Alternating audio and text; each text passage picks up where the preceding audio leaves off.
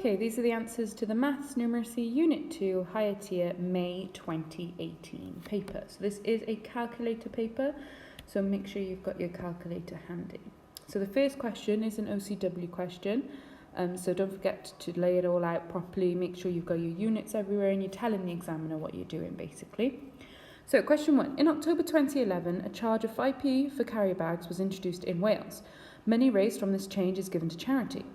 So for the period of the 1st of October 2011 to the 31st of January 2015, it was estimated that the total of between 16.8 million and 21.9 million pounds was donated to charity.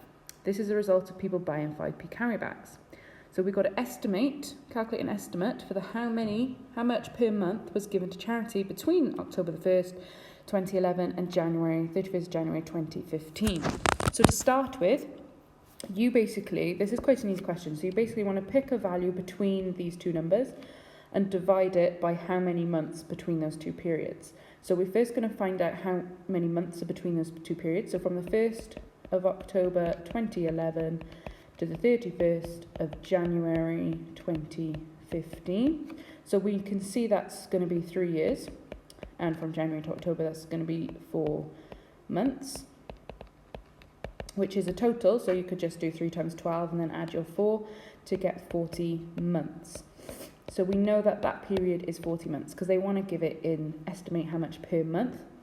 So now you want to pick any number between these two. So I'm just going to go for the middle number. So I'm going to add them up and then half it. So I'm going to do 16.8 plus 21.9 and then divide that by 2 and you should get 19.35 million. So that's my midpoint of those two numbers. You could use any number, but I just thought the midpoint would just be a nice estimate. So then I can just do my 19.35 million and we can divide it by the 40 months. So I'm going to do 19.35 divided by 40 on my calculator and I get 0.483. So that's still in millions.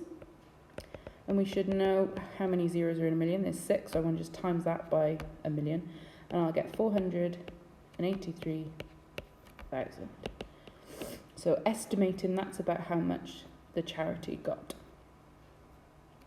Question B. Over time, there was been a reduction in the use of 5p carrier bags because people buy bags for life and such like that. So this is because more people are using their own bags, which is what I just said. What impact might this have on the amount of money given to charity? Well, if less people are buying, then less money is going to go to charity. So you can have anything along the lines of less money given to charity. So you could say the amount of money decreases that they give to charity, there's less money given to charity, anything along those lines is fine. Question 2. Megan and Rodri, I could pronounce those names, both set out at the same time from home to go to the swimming pool. Rodri travels by car. Megan cycles straight through the park. So Rodri's journey by car was 5.5 miles. His average speed, so this is a speed, distance, time question, so don't forget your triangle. So you've got speed, distance, over time. So his speed for the journey was 22 miles per hour.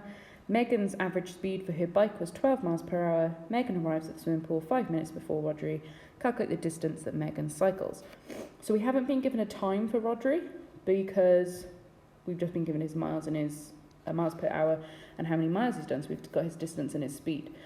But we need Megan's time in order to work out her distance. And if she arrives 5 minutes before him, we can work out Rodri's time, take 5 minutes off, and then we can work out Megan's speed. So we're first going to work out Rodri's time.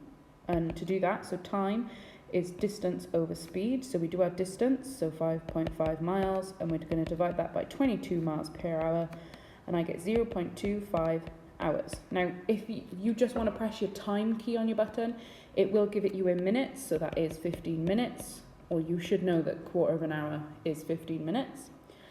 So if Megan arrives 5 minutes, is she after or before? Megan arrives at the swimming pool 5 minutes before. So if he takes 15 minutes, she's going to take 5 minutes left, so Megan takes 10 minutes. So to work out Megan's distance, we should know that distance is speed times time. So her speed was 12 miles per hour, and we've got to times that by her time. Now, we can't just times that by 10 because it's 10 minutes. We want to change those minutes into hours. If you want to press your time key, that's fine. But there's 10 minutes out of 60, so that's 1/6 of an hour. So you want to do 12 times a 6, which is 2 miles. So she travels 2 miles. There, I put it in the box for you. Next one. Gary travels a distance of 231 kilometres in 3 hours and 30 minutes. Calculate Gary's average speed in kilometres per hour. Circle your answer. So we should know from our triangle, so we're going to side dot again. Speed is distance over time. So we're working out speed, so we want his distance, 231, divided by 3 hours and 30 minutes. Now it's very important that you don't do 3.30 because 3 hours and 30 minutes is 3.5. So you want to do 231 divided by 3.5 and you get 66. Question 3. Look at Yared. Silly names. Yared is going to make a door wedge. The cross section of the wedge is shown below. The horizontal length is 12, the vertical height is 3. Calculate the length of x. This is Pythagoras because this involves 3 lengths and I want to, that x is the hypotenuse, so I know that the sum of the square of the other two sides equals the sum of the hypotenuse, so I'm going to do 12 squared plus 3 squared, which is 153, square root of 153, which is 12.4. 3 significant figures, 1, 2, 3, so 12.4. The wedge must fit under Yared's door. The angle y must be less than 15 degrees. So all you need to do is calculate that angle y using trigonometry because this involves angles of right angle triangles now. And we've got to see if it's less than 15. So on the above triangle, we've got 3 sides. You can use any 3 sides. Because it's not on the picture, I'm not going to use x. I'm just going to use 3 and 12. So I can see that 3 is opposite to y and the 12 is adjacent to the y angle. So from SOHCAHTOA, it involves O and A, so that's TOA. So I know tan of the angle y is opposite over adjacent. So I know my opposite is 3 and I know my adjacent is 12. So when I'm finding an angle, I need to shift.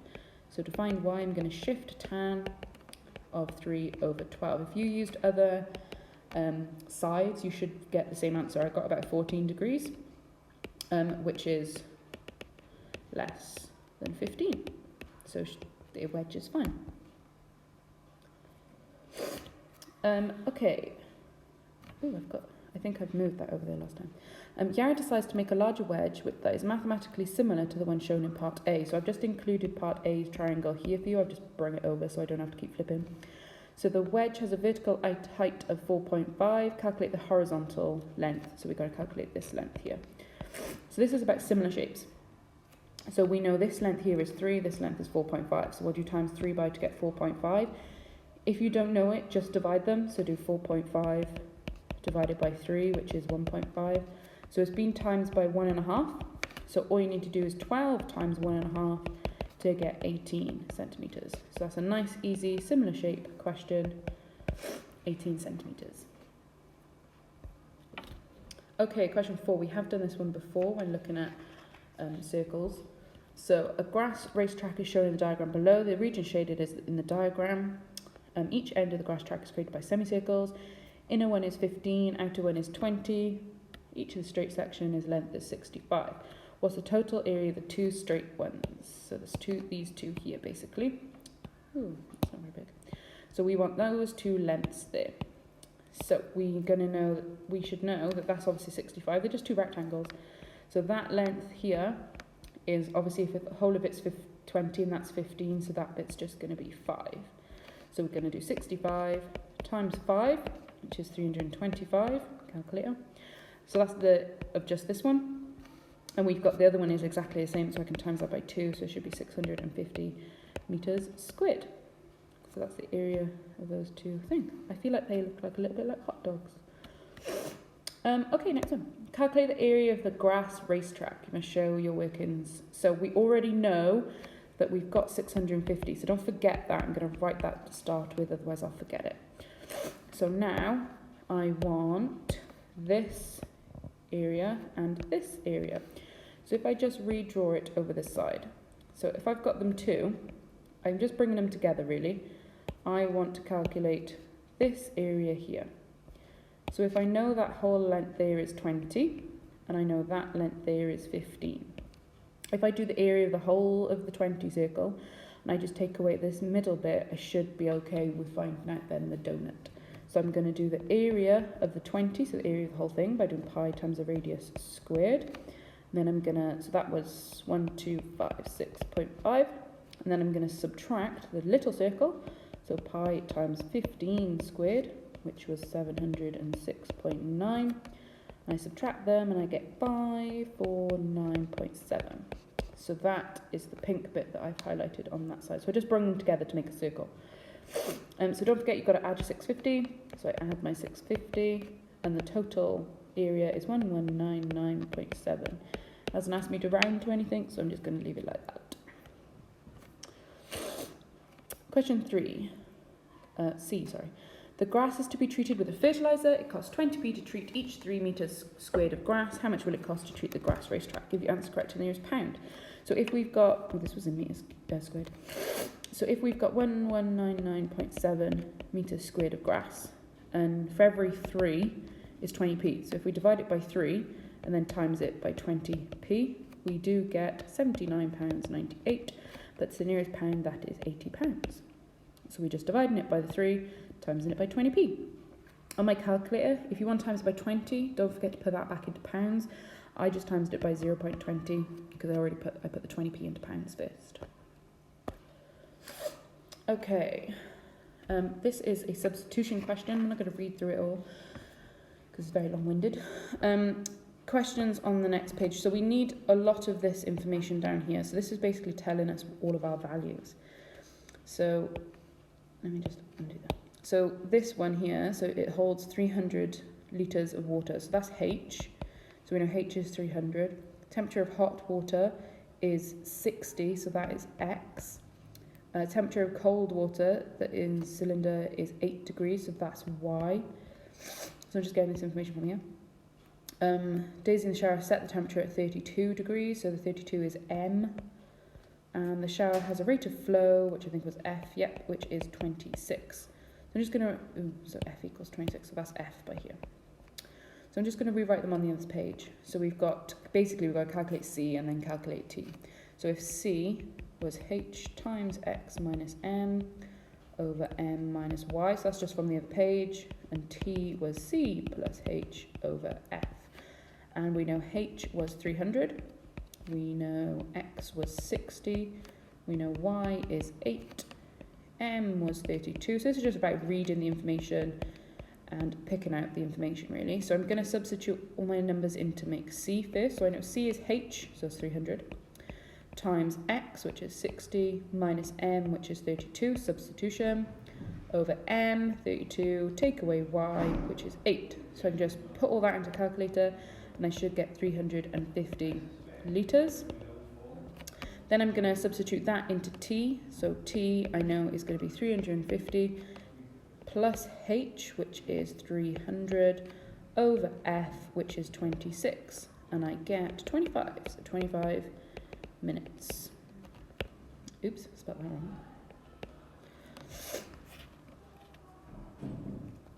wrong. Question 6. Dr. Khan and his daughter Farrell, that's such a weird name, has different opinions about the mean temperature in their hallway. So they're going out and measuring their hallway, you know, like everyone does. So they recorded the temperature in the hallway at 4 p.m. each day during the 30 days of April, because they've got nothing better to do. In her notepad, Dr. Khan summarised the temperature of the frequency table. Unfortunately, they'd torn the page. Oh no, such vital information. So this basically tells you your frequency, so the number of days. So obviously, they've just literally told us that there are 30 days in April. We should know that anyway. So they've got to add up to 30. So you can fill in the missing one, therefore it's 10, because they just got to add it to 30. So this is all about grouped frequency. So your first step is to find your midpoints of the temperatures. So in between 20 and 21 is 20.5. In between 21 and 22, 21.5. In between 22 and 23, 22.5. 23 and 24, 23.5. So you're basically assuming on 4 days they were between 20 and 21. However, we don't know where they were between. They could have all been 20.7. We don't know, so we're just doing an estimate. So all you need to do is times these numbers now. So the 4 days, it was 20.5, which I got as 82. 8 times 21.5, 172. 8 times 22.5, 180, and 10 times 23.5, 235. So to work out your mean, you need to add them all up. And I got, what did I get? 669, and we're dividing that by the 30 days in April, so we're saying that the average temperature was 22.3 degrees. That kind of makes sense because 22.3 lies in this category, because towards the end is the higher one, so the majority were towards the higher end numbers. Just for, it goes, just because people, yep. So what assumptions have you made in calculating an estimate for the mean temperature at 4 p.m? Well, it's an estimate. We're using the midpoints. So we're assuming that all the temperatures, like for example, between 20 and 21, we're assuming that they were all in the middle. So Farrell, it's not Farrell, is it? Farrell? I don't know, you're going to make fun of me for that. And recorded the same temperature as her mother at 4 p.m. each day during April. She found that the exact actual mean was lower than the correct estimate. Well, obviously, because we just did an estimate, that basically means that the temperatures must have been lower than the midpoint.